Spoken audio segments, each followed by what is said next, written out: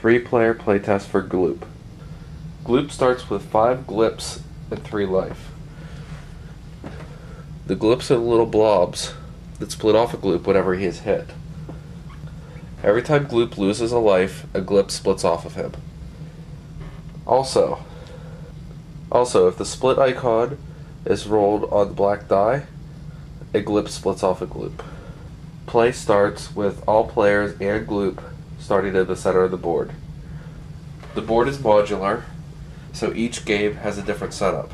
You shuffle the board tiles, and then you would place them out randomly. If you activate the space in the drainage pipe, you combine Gloop with any Glip that's on the board. Also, an event card is drawn. Event cards, you have to get through them to get to your goal, but they're generally not a good thing to have more than one a turn. Beside that, we have the scrapyard. You remove one hostile, but you gain no bonuses. There are 5 types of hostiles. There's the Morbits, which are the blue. There's the Fungoids, which are the yellow. The Striders are the red. Tentacle Snakes are green. And Fuzzies are black. The sewer is gain 1 life. Whenever you activate it, Gloop regains a single life point. The hotel allows you to draw a player card. Player cards allow you to do several different things. Each one can be different. Some of them, like this one here, the track, allows you to replace one of the spaces on the board with this card. Other ones, such as activation here, allows you to activate a space you're not standing on. It does not cost an action to do so. It's alive, heals Gloop 1 life. Construction will allow you to flip a tile that has been flipped over back to its original side. And there are other cards that we can see during gameplay. It just depends on what comes up. The center space here is the trade yard. With a trade yard, you're allowed to move 1 Glip, 1 space. When Glips are on the board, the only way they can move is if they follow Gloop, unless you activate the trade yard and allow them to move themselves. If Gloop ever loses all of his Glips, you lose the game. If Gloop ever loses all of his life, you lose the game. Water tower spawns 2 water onto this space. Gloop and Glips can drink the water freely if they need to. Factory. The factory spawns 2 food onto that space. Again, Gloop and Glips can eat the food freely, as long as they are on that space. The farm. When activated, all Glips and Gloop get to eat 1 food. The library. Gain a reroll token. Reroll tokens can be used on anybody's turn, but if a player has an ability for the reroll token, it only works on themselves. Different players. The blue player. After Blue's event phase, he may move Gloop 1 space. Normally, it takes a movement to move Gloop. Blue can do that and then do his own movement, or he can move Gloop twice in a single turn. The red player. When using a reroll token, the red player can reroll both their dice. Normally, a reroll token only allows you to roll a single die.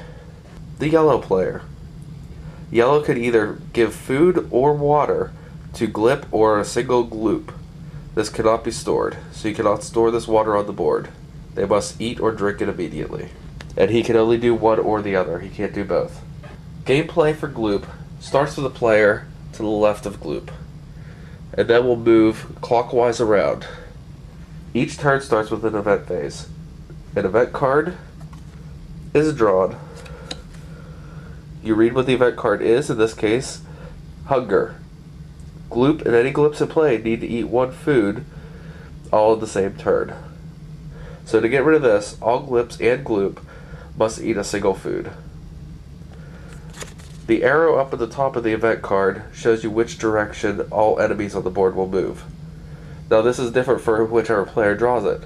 For right now, it's going to be Blue's turn, so it's going to be facing this direction for Blue. When placing an event card, you place it in one of the empty spaces available. Since this is our first turn, this event card will be placed in the first space for blue.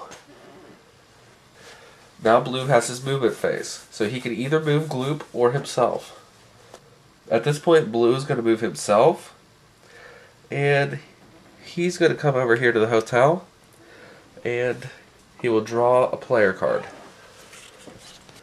So he gains speedy, so whenever he would move Gloop, he can move him to any space of the board instead of a single space. And now we move to Red's turn. Red goes to the event phase. He draws Curiosity. Gloop wants to check an area out. Down below it tells you where Gloop wants to go. Again, whichever player's turn it is, that's which way it's going to be oriented on the board.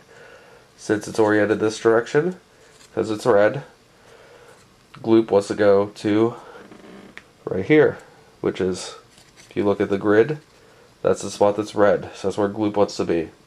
So going there, we'll discard. There are no enemies on the board yet, so we don't have any hostiles, so the arrow doesn't do anything yet. And I'm just going to place this one right here, because we're going to get rid of that pretty quick.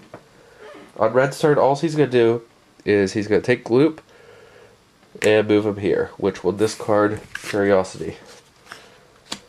So we've accomplished that goal. Yellow's turn. First, Yellow must draw an event.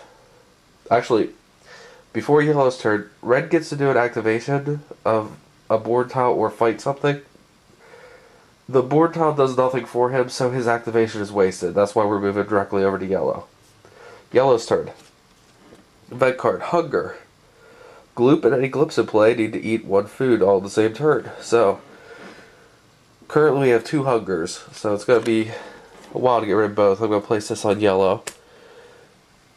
Remember Yellow's ability, he can feed Gloop, but instead of feeding Gloop, since we have 2 Hungers out, I'm going to move Yellow over to the factory, and I'm going to generate 2 food over here.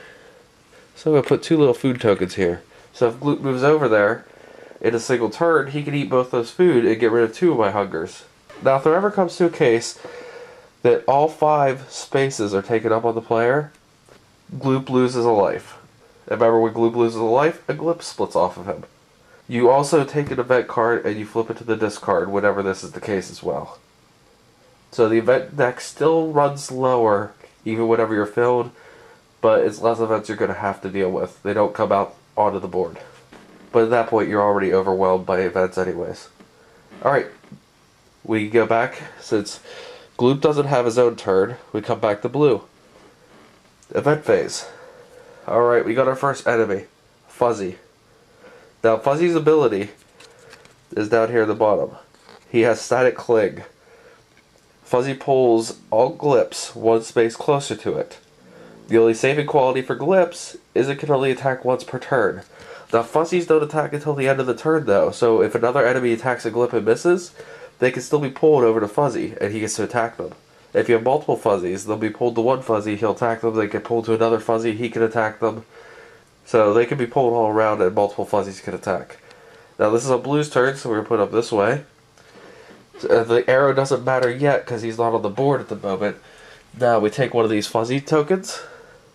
Now note he has an injured side and a non-injured side. I take him on the non-injured side and I place him on the board somewhere. I get to choose where. Currently, I don't want him anywhere near Gloop because I don't want Gloop getting hurt. So I'm going to take him and put him up here on the sewer since we have Gloop way over here. It's Blue's turn now. Instead of moving himself, he's going to move Gloop over here, eat the 2 food, to discard the 2 Hunger cards. So we got rid of those. Blue still has an action, so he's going to draw another player card because he's on the space to draw player cards. And he gained an activation, so he can activate any space he wants to with this card.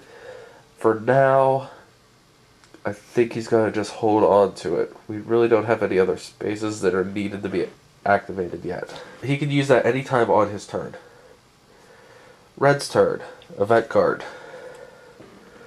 We got a Fungoid. Now, before we place him on or do any of this other stuff, we look at the arrow. Arrow is going to go to red, so it's oriented this direction. So the Fuzzy moves that direction. So since we have the arrow this way, Fuzzy's going to go from here to here. So I just move him 1 space over. Now the Fungoid. Fungoids move 2 spaces instead of a single space, unless it encounters a Gloop or a Glip. Anytime you encounter a fungoid and an arrow comes up, he moves 2 spaces instead of 1. The only thing that'll stop him is if a glip or gloop is in his way. So let's place this on red. And let's see, where do we want our fungoid? Again, we have the uninjured side, and we have the injured side. He starts on uninjured. All the hostiles take 2 hits to kill, except the Morbit. The Morbit takes 2 hits for every wound on him to flip him to the other side, and then 2 hits to kill him after that. So it essentially takes 4 hits to kill him. So where do we want our fungoid? Now we don't want it near the fuzzy either, because if 3 different hostiles get to the same space, it flips one of our tiles. And it removes them also, so it's a saving grace there, but we don't want our tiles flipped, because if at any time 3 of our tiles are flipped to the back, we lose. So I'm going to take him and I'll put him over here on the water tower. Alright. For red, we're going to move red to the library, and we're going to get a reroll token for red. Remember, red's ability is he could use the reroll token to reroll both of his dice if he wants. So I'm just going to store that on red's card here, and we have that for use for later. Alright, yellow. Event turn. Or event time. Yellow's event time. Thirsty. Before we do the event, remember, we look at the arrow. It's yellow, so it's oriented this direction. So now all of our enemies are moving that way. Our fungoid, remember he moves 2 spaces, so he runs the whole way up to there. And our fuzzy goes 1 space. So notice these things are getting a little closer to Gloop here. And it's pretty random how they move, but they always seem to find him for some reason. Alright, for Thirsty, Gloop and any glip in play need to drink 1 water by the next activation event. Which just means if all glips in play and Gloop drink water in a turn, this card gets discarded. So let's place that on yellow. Well, first off, once per turn, yellow can feed or give water to a Gloop. He's on Gloop's space already, so at the start of his turn, I'm going to automatically give Gloop a water. He has to drink it immediately, and we get rid of Thirsty. So we discard that event. Yellow really doesn't do anything right now where he's at. He can move. I'm going to move him over here with blue to the fungoid. And yellow is going to attack the fungoid. So he's going to take his 2 dice and roll them. Alright, in this case, I got the Morbid head and a Strider head. So I did not get a fungoid. If I got a fungoid, it would injure him and flip him over.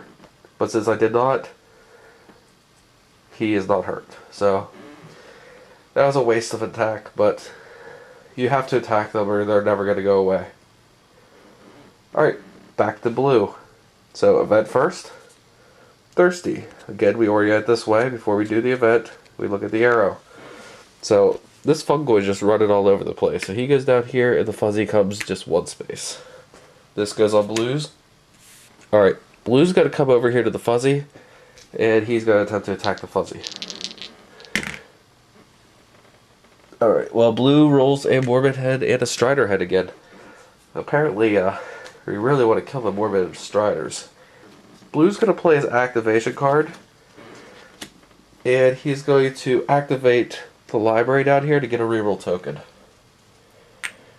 I'm not going to use it yet, but we're just going to hold on to that. If he attacks again and gets 1 hit, I can reroll the other die and maybe kill the creature. Alright, red's turn. Event card first. Remember, Gloop is thirsty now because of blue. Oh, well, because of the